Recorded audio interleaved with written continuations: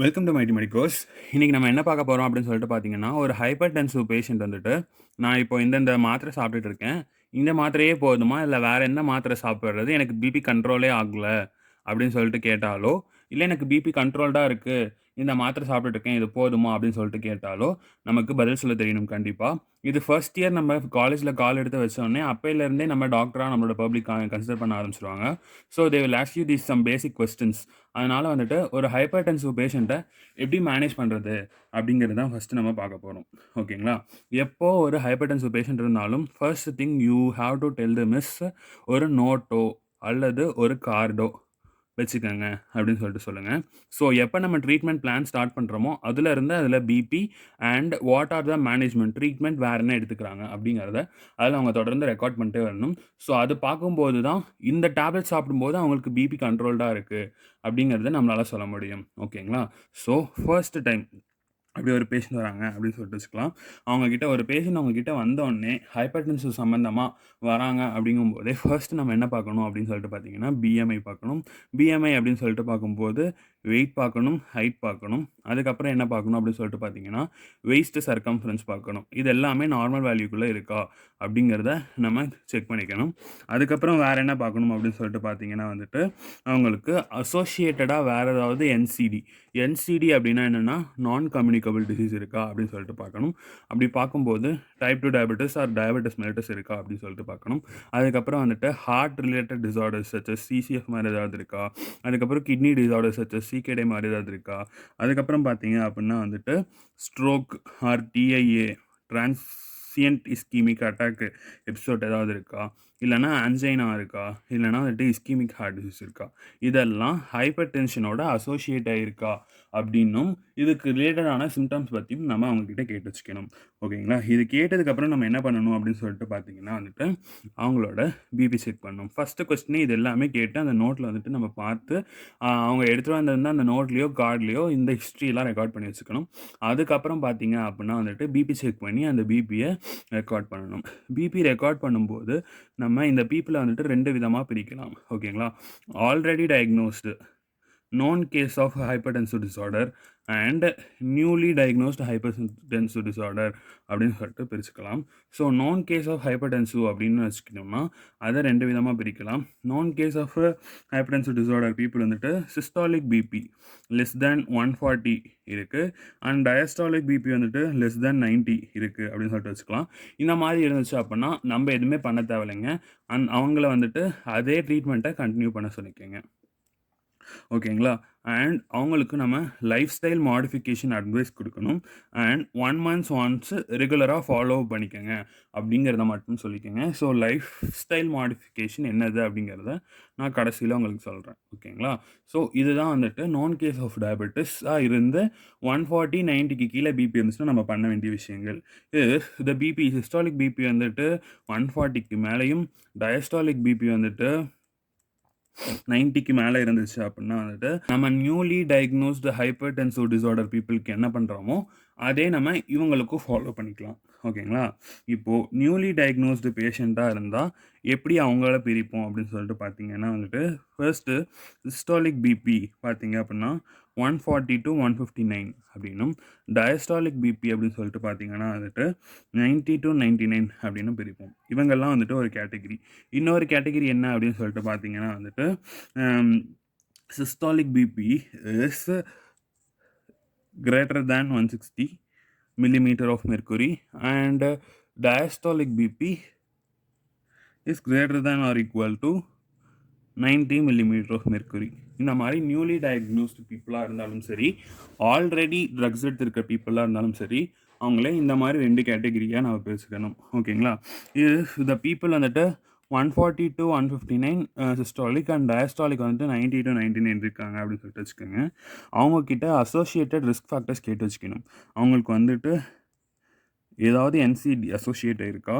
அதுக்கப்புறம் வந்துட்டு ஒபிசிட்டி இருக்கா? ஸ்மோக்கிங் அண்ட் ஆல்கஹால் ஹிஸ்ட்ரி இருக்கா? அப்படிங்கிறத நம்ம கேட்டு வச்சுக்கணும். அதுக்கப்புறம் we should proceed with 2 categories. இது ஏதாவது ஒரு ரிஸ்க் ஃபேக்டர் இருக்கா? இல்லையா? அப்படின்னு சொல்லிட்டு பார்த்துக்கணும். ரிஸ்க் ஃபேக்டர்ஸ் எதுவுமே இல்ல அப்படிங்கிற பட்சத்தில வந்துட்டு, நம்ம ஒண்ணுமே பண்ண தேவையில்ல. லைஃப் ஸ்டைல் மாடிஃபிகேஷன் மட்டும் சொல்லிவிட்டு 1 வீக் அப்புறம் நம்ம பிபி ரிப்பீட் பண்ணணும். 1 வீக் அப்புறம் நம்ம பிபியை ரிப்பீட் பண்ணும்போது பிபி வந்துட்டு நார்மலாக இருக்குது அப்படிங்கிற பட்சத்தில் விச் இஸ் 140க்கு டூ கம்மியாக இருக்குது அப்படிங்கிற பட்சத்தில் systolic BP and diastolic BP is greater than or equal to 90 இருக்குது அப்படிங்கிற பட்சத்தில் okay we can leave this person. இந்த பர்சனுக்கு அப்படியே லைஃப் ஸ்டைல் மாடிஃபிகேஷன் மட்டுமே நம்ம கண்டினியூ பண்ணிக்க சொல்லலாம். இன்கேஸ் அவங்களோட பிபி லைஃப் ஸ்டைல் மாடிஃபிகேஷன் பண்ணியும் வந்துட்டு இதே மாதிரி systolic BP is greater than 140 to 160 இருக்குது அண்ட் டயஸ்டாலிக் பிபி வந்துட்டு 90 to 99 இருக்குது அப்படிங்கிற பட்சத்தில் we should start them with drugs. ஓகேங்களா?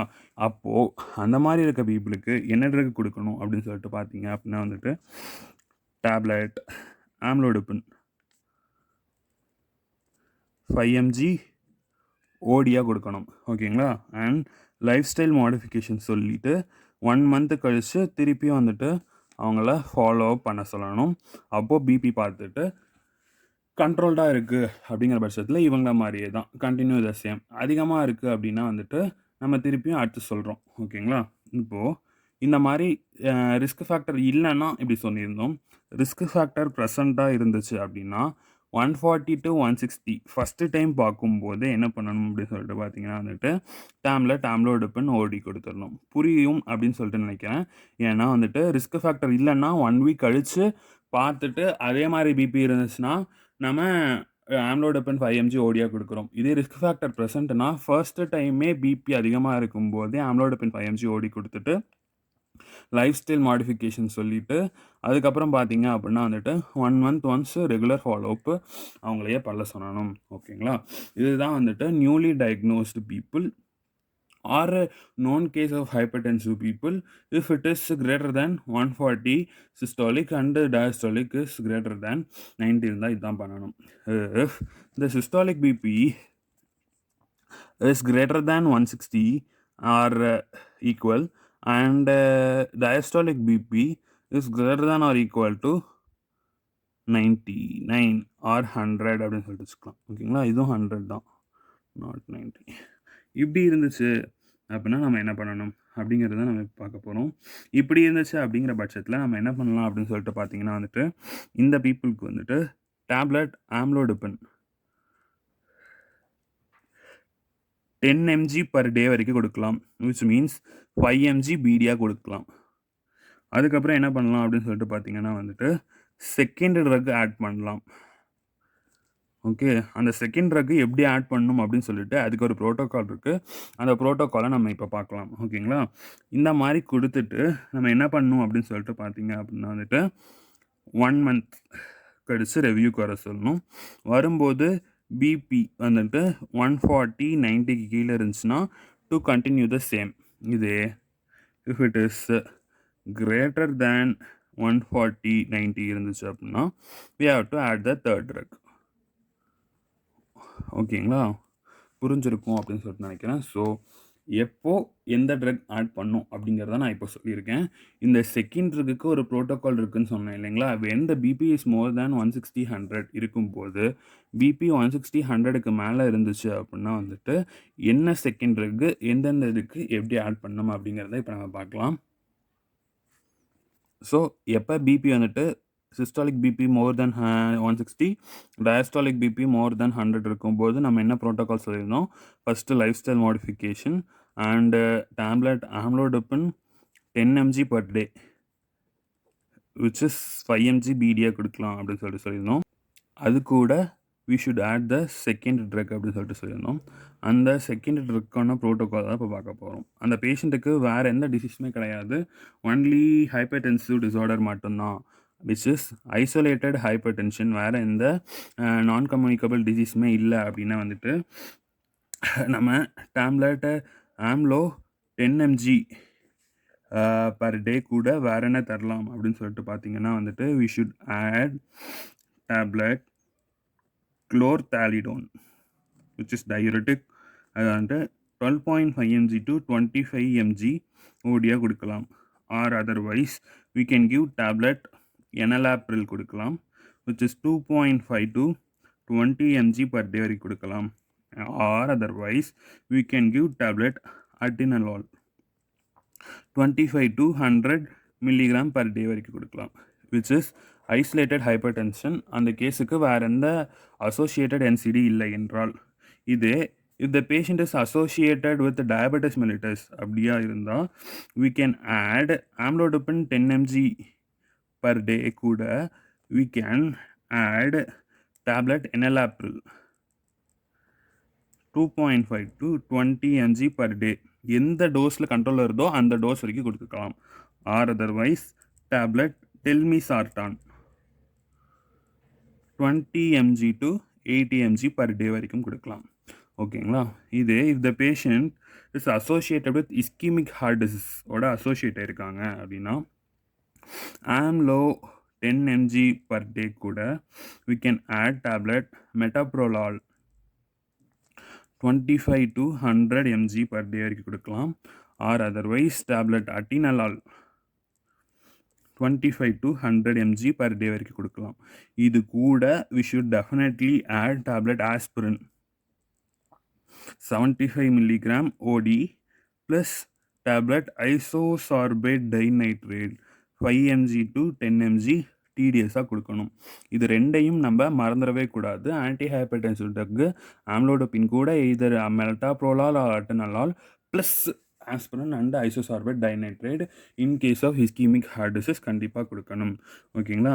அதுக்கப்புறம் இன்னொரு கேட்டகரி என்ன அப்படின்னு சொல்லிட்டு பார்த்தீங்கன்னா வந்துட்டு hypertension with CKD chronic kidney disease அப்படிங்கிற பட்சத்தில் we can give amlo 10 mg per day plus either metoprolol or atenolol.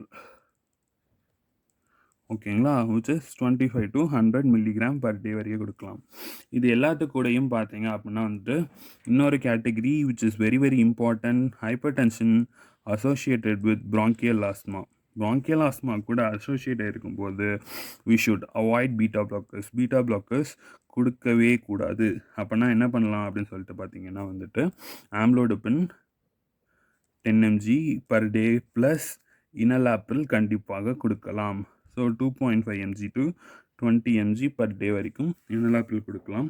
இது இல்லை அப்படின்னா வந்துட்டு ஹைட்ரோக்ளோரோதயாசைடு டயரெட்டிக்ஸ் கொடுக்கலாம். ஓகேங்களா. ஸோ ஹைப்பர்டென்சிவ் மட்டும் இருந்தால், ஹைப்பர்டென்சிவ் வித் டயபெட்டிஸ் இருந்தால், ஐஹெச்டி இருந்துச்சு, இஸ்கிமிக் ஹார்ட் டிசீஸ் இருந்துச்சுன்னா, சிகேடி இருந்துச்சுன்னா, bronchial asthma இருந்துச்சு அப்படின்னா என்னென்ன செகண்ட் ட்ரக்ஸ் ஆட் பண்ணலாம் அப்படிங்கிறது சொல்லிட்டேன். இந்த மாதிரி செகண்ட் ட்ரக்ஸ் ஆட் பண்ணி 1 month கழிச்சு they should come for follow up. அப்படி வரும்போது the BP is less than 140/90 well and good, you can continue the same treatment. if the BP is more than 140/90 ஆக இருந்துச்சு அப்படின்னா you should add the third drug from the same protocol இருந்து you should add the third drug. ஓகேங்களா. this is the protocol how we should treat the hypertensive patient. ஏற்கனவே சொன்ன மாதிரி life style modification என்னென்ன பண்ணணும் அப்படின்னு சொல்லிட்டு பார்த்தீங்கன்னா we should avoid salt restriction which is less than 2 gram per day தான் சாப்பிட்ணும். ஓகேங்களா. அதுக்கப்புறம் பார்த்தீங்க அப்படின்னா வந்துட்டு ஃப்ரைட் ஐட்டம்ஸ் சாப்பிடவே கூடாது. we should avoid the fried items. அதுக்கப்புறம் பார்த்தீங்க அப்படின்னா பேக்கரி ஐட்டம்ஸ் such as உப்பு பிஸ்கெட், அதுக்கப்புறம் வந்துட்டு அதான் சால்ட் பிஸ்கட், டீ பிஸ்கட், அதுக்கப்புறம் சமோசா, பப்ஸு, அது மாதிரி எனி பேக்டு ஐட்டம்ஸ், கேக்ஸ் அது எல்லாமே கம்ப்ளீட்டாக அவாய்ட் பண்ணணும். அதுக்கப்புறம் பார்த்தீங்க அப்படின்னா வந்துட்டு chips and other biscuit items எல்லாத்தையுமே வந்துட்டு அவாய்ட் பண்ணணும். இது இல்லாமல் வேறு என்ன பார்த்தீங்க அப்படின்னா வீட்டில் யூஸ் பண்ணுற சால்ட்டு லோக்கல் கம்பெனி சால்ட்டாக இருக்கணும். ஓகேங்களா. இந்த 3 letter வச்சு பிராண்ட் நேம்ஸ் அப்படிலாம் வரும் பார்த்தீங்களா, இந்த என்பிஎன், எம்பிஆர் அந்த மாதிரி நார்மல் சால்ட் யூஸ் பண்ணாலே போதும். It is not necessary to use the corporate சால்ட்ஸில் தான் அது யூஸ் பண்ணுற பீப்புளுக்கு தான் மோஸ்ட்லி வந்துட்டு ஹைப்பர்டென்சிவ் டிஸார்டர் இருக்கிற மாதிரி வி ஹாவ் ஸ்டடீஸ். ஸோ அதனால் லோக்கல் கம்பெனி சால்ட்ஸை ப்ரிஃபர் பண்ணுறது இஸ் வெல் அண்ட் குட். ஓகேங்களா. அது இல்லாமல் we should have walking or brisk exercise 150 minutes per week which is at least 30 minutes per day. ஓகேங்களா. இந்த மாதிரி வந்துட்டு These are lifestyle modifications which we should follow in a hypertensive disorder patient. So ஒரு hyper disorder patient வந்துச்சு அப்படின்னா வந்துட்டு நம்ம என்னென்னலாம் கேட்கணும், உங்களுக்கு என்சிடி இருக்கா, அவங்களோட வெயிட் என்ன அப்படிங்கிறத பார்த்துட்டு, இந்த என்சிடிஸ் இருந்துச்சுன்னா அதுக்கும் அவங்க டேப்லெட் எடுத்துக்கிறாங்களாங்கிறத செக் பண்ணிக்கணும்.